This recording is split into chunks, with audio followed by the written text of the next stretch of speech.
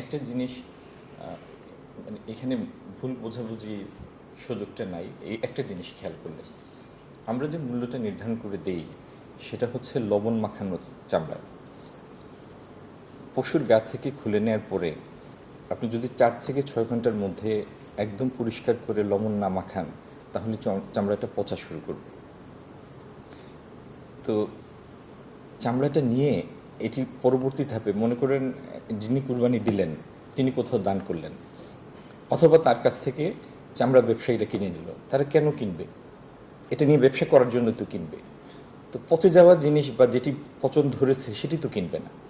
সেই জন্য বারবার আমরা বলেছি, এবং এই জিনিসটা নিশ্চিত করার জন্য মাদ্রাসায়, তারপরে অনেক ক্ষেত্রে অনেক ট্রেডের কাছে, মানে যেখানে হাব হয় আপনার সংরক্ষণ লবণ মাখায়, সেরকম জায়গায় সরকার বিনামূল্যে লবণ দিয়েছে। প্রায় 18 কোটি টাকার লবণ আমরা দিয়েছি সারা দেশে।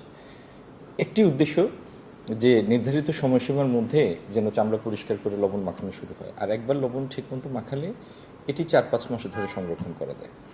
তো লবণ মাখানো চামড়ার যে দাম, স্বাভাবিকভাবে লবণ মাখানো ছাড়া যদি কেউ চামড়া নিয়ে আসে সেই দাম পাবে না। তাহলে এখানে কি এটাই হয়েছে যে লবণ না মাখিয়ে চামড়া নিয়ে বিপাকে পড়েছে? হ্যাঁ, তো সেই বিষয়ে সচেতন করার জন্য তো রেডিও, টেলিভিশন, পেপার, পত্রিকা, বৈঠকের পর বৈঠক আমরা করেছি।